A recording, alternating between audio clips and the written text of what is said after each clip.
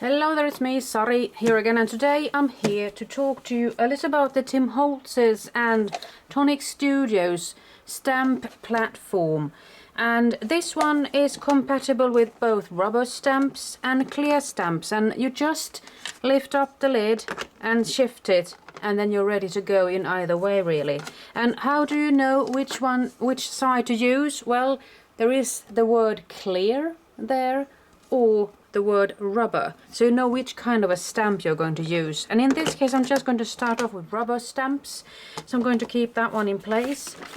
There are quite a few of these sort of stamping tools on the market. I mean, there is Misty, there is the Precision Press from We Are Memory Keepers, and then there's this, and I believe there are a couple of more. Even Nelly Snellen has got something out there, Stamping Buddy Pro, I believe that one is called. And I believe that the basic way to use them is, it's basically the same really. Some of them differ a little bit. The Tim Holtz's and this is Tonic Studios ones, the one, it differs in the aspect that it's quite sturdy, it's easy to use, and I like that it doesn't have any sort of fun foam or funky foam here to take care of. This is easy to clean up, so even if you're doing some mixed media project, you might actually just clean it up really easily. There is a magnetic board or a metal board here, and the magnets stick to it really nicely. That will make it easy for you to just put the stamps where you want them, just to ensure that the paper is going to stay in its place, and you can do your stamping and re-stamping if need be. And let's see, I did a Swedish version of this video and I tried working with a solid stamp. I did try it a couple of times, and I must say that I did struggle a bit. I even tried it out with the Misty and still no luck. I mean, it didn't get that much better. Then I believe I tried it with the Precision Press and I got a really nice result. So some of these work better than others.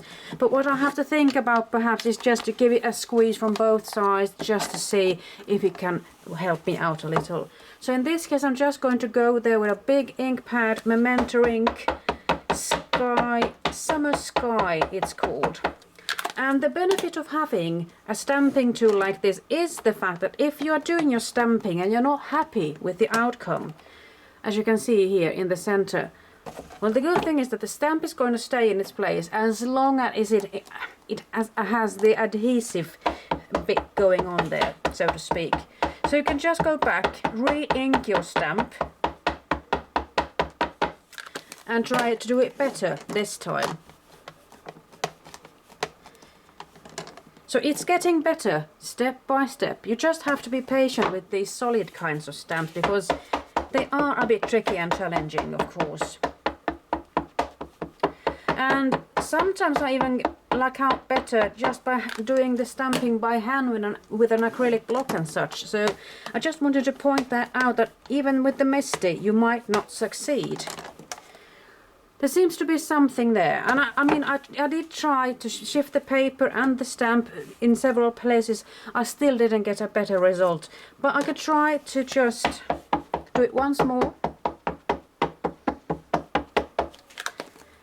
And let's see if I'm going to put it down like so and even turn it around. Hopefully I won't press it, because what's happening is that it isn't enough in contact with the paper.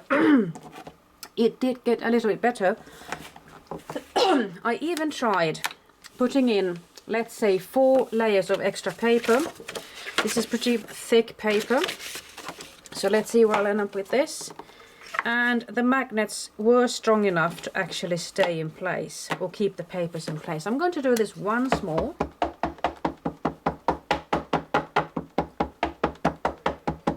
So I'm definitely getting there.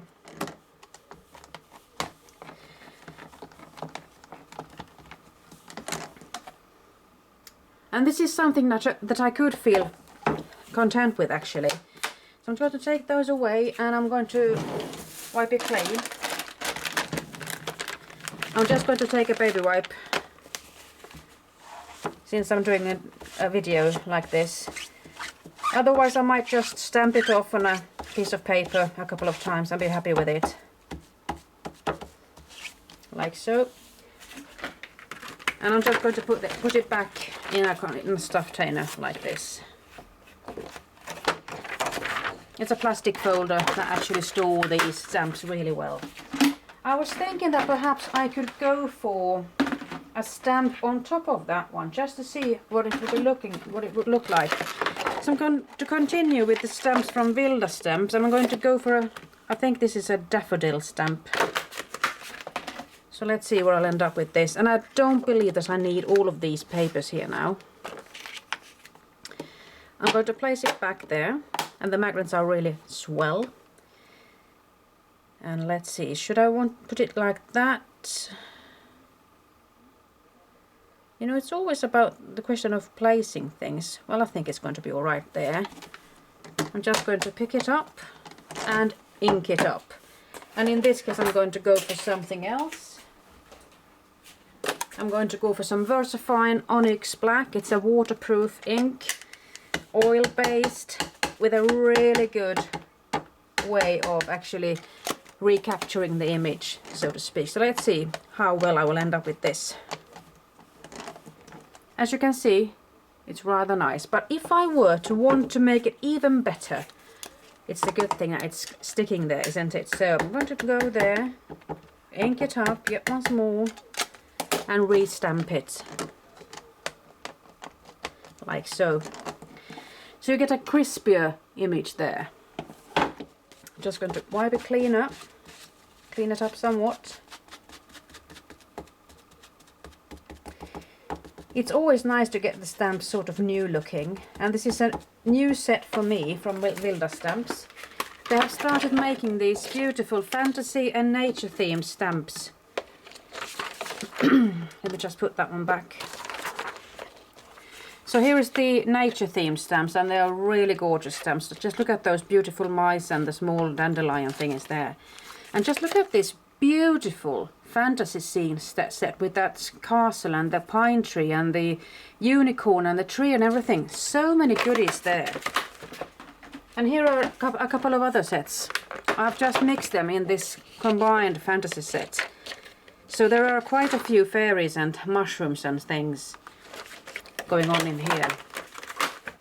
So let's see, I think I'll just go for something. I'm going to pick out a text, and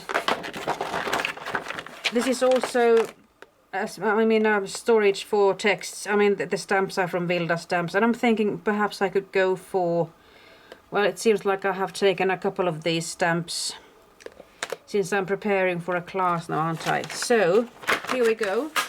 And if I would like to know where I'm going to place this stamp, I could of course put a piece of plastic here and make sure that I'm getting everything straight. And while doing so, I would definitely recommend you to use StazOn ink, because that is going to stick to plastic sort of.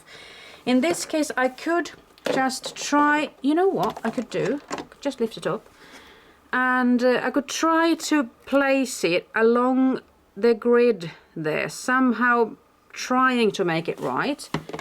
Pop it back in there, and then I could just take a piece of leftover paper or just something similar to this, just to make sure that it's going to look rather straight. And I'm going to see if it's going to end up there. So what I'm looking for now is just to see if it's straight or not. And I'm going to continue with the black ink.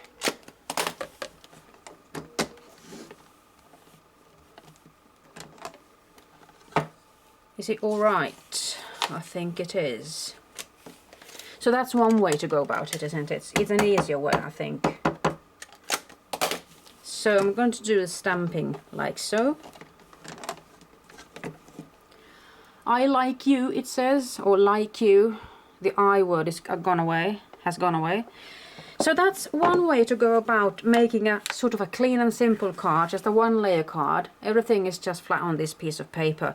And I must say that using the Tim Holtz stamp platform in comparison to the Mestier and everything, I must say that I do like the Tim Holtz stamping platform better.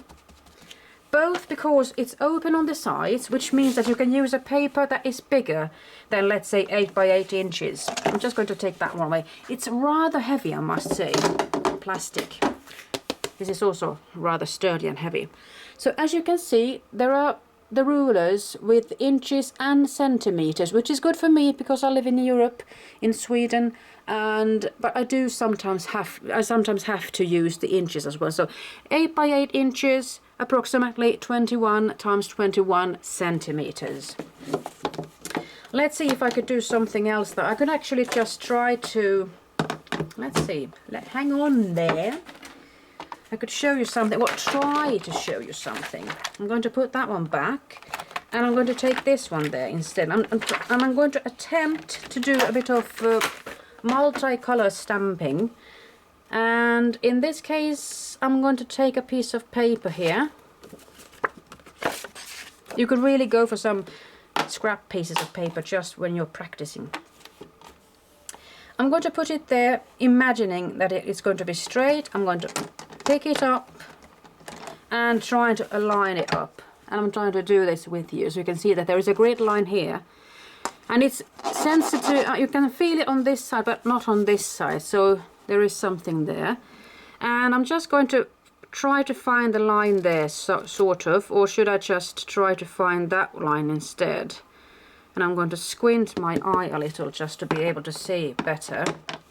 So, I mean, as I told you, I was using a big ink pad for a big stamp, but there are also small ink pads, and some of them are even dewdrop shaped, and that is a good thing to make use of, because if you just want to color in certain parts of a stamp, you could just use the pointer bit there, couldn't you? So I'm just going to go here, start with the word or words I want to, jag vill, and I'm going to turn it. You know what, I could just take it like this. This is one of the good things, I must say, that you can actually take it and you can just keep it in your hand like this. The other ones you can't do that with, because you have the whole platform or the stamping tool in your hand there. So now I have colored jag vill day. So let's see how it's going to turn up. I do believe that I didn't over ink it. Actually I did. But you know what? That could also be something. I mean, I could of course wipe off the excess here, but I'm thinking that it's nice to actually have the colors blend a little bit. So I'm going to do a bit of stamping like so.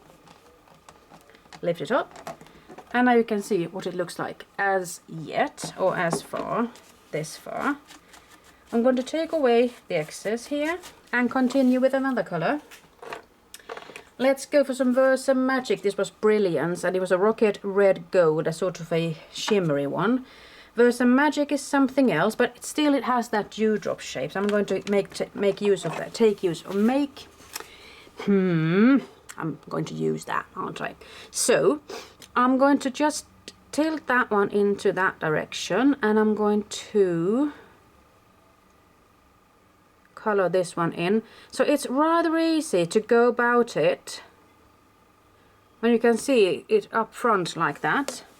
So, and that one says dela mitt, share my, it means in English. A couple of squeezes. And I'm thinking, wasn't the best print there? It's a little bit shady, so I might as well just go back in there and continue. And you do need to lift it up straight like that. I mean, you can't lift it if it's tilted. And I'm going to go back in there. It's a beautiful color, this turquoise, I think. But I see now that I did get some turquoise on the letters over there. So either I leave it there intentionally, or I just take it away, and I think I'm going to do that now, like so. And I'm going to do a press like this. It's a little bit better, but it seems like I did get the heart over there. I started coloring that one in. Well, I wasn't saying that it's going to be easy. You just have to take your time now, don't you? So I had a turquoise gem there. What else could I go for? Let's go for some pink perhaps. I do have a heart here, and I'm just going to color that one in there. And I thought that I could also try to make this swirly font here pink, and I'm going to try to take it away where it's not supposed to be. So as you can see, perhaps I've got a little bit on the top parts of these letters. It could have been a nice blend, of course, if I would have wanted to, and I'm going to take it away from there as well. And you might have to pay attention to getting the ink at the bottom of the stamp as well.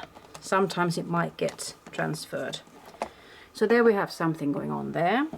So now what I need to do is take care of that cherub, or that little bit of angel bit there. Wipe it off a little first. And I'm just avoiding the black because I just wanted to give it a go with another color, really. So in this case, if I were to use a big ink pad, it would be much more difficult. So I'm going to try to clean it up. You know, actually I could have actually had those lines there, couldn't I? Let's see if I can redo that. So of course you can understand that the more I fiddle with this, the more precise I could be. I can even use a Q-tip or something. So I'm just going to make those lines blue again, and I'll try to take it up from the G word there, or G letter. Take away as much as I can, and be happy with whatever is going to be there. Jag vill dela mitt hjärta med dig. I want to share my heart with you, this one says. I'm not completely happy, but I hope you get the drift of what I'm trying to attempt here. So that's one way to go about it. And just to finish things off, I thought I'd try using a clear stamp. But I'll just be putting this one back.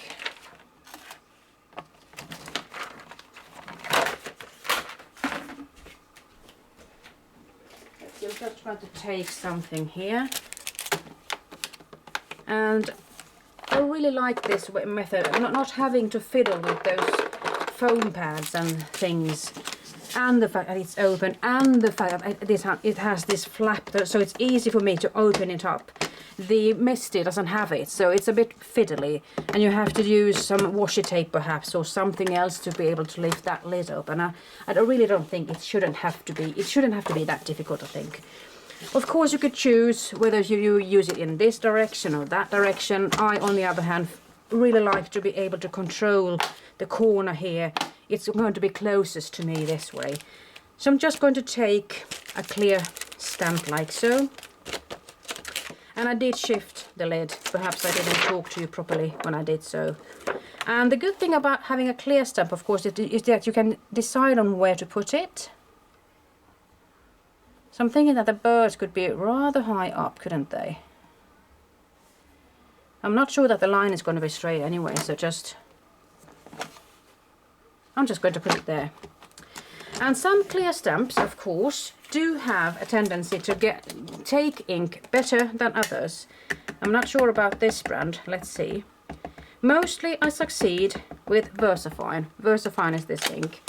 But it might be that sometimes the ink poodles somewhat. You know what, I think that one of the problems for me not getting the stamp deep enough could be the fact that the magnet is too close to this, because now I feel like it's getting closer, but still it's not flat against it. And it does say clear, so I did actually change it. So I'm thinking that it isn't perfect, but the stamping is alright, isn't it? So let's not dwell on that. What else have I got here? And of course, if you have these clear stamps, you could actually put two stamps at the same time also. You could even ink them up at the same time with different colors if you would like to. And I think I'll just put that back there, and I think I'll go for some color this time. I'm going to ink it up with the smile here, and I could actually see if I could do some printing with this word with different colors. Oh my goodness, just look at that word. It's a beautiful font, isn't it? So I'm just going to take away the ink, put on something else, just to see what could happen. I mean, the red is going to... My goodness. I'm just going to put some blue there. I'm thinking it's going to turn sort of purple. Yeah, it does. It's rather nice, I think, when you can do multicolour stamping like this. So I'm just going to move ahead. So what could I do with the E there? Perhaps I could put some green there. I'm not sure what it's going to turn out like.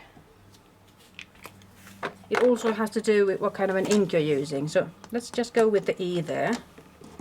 It wasn't pretty, but it's still a shade, a different shade there. I could go back. So it's not bad having small and big ink pads just to be able to control how much ink you're adding on to your project. So that's there. So I must say that I do like the Tim Holtz Stamp Platform. I mean, I have the Misty and I have this Precision Press from We Are Memory Keepers. But I must say that this is something that I like. I mean, I like the size of it. I like the easy work with it. And, well, it's a Tim Holtz product. That could have something to do with it as well. So, as you can see, you can use both clear stamps and rubber stamps, and it's rather easy to just clean off the surface, and well, I like it. So if you're going to choose a platform, a stamping body or stamping platform, you could see if you can go to a store, try them out, or if you just dare to listen to me and my opinion, well, I do like this one. There are many good sides to this one, I must say.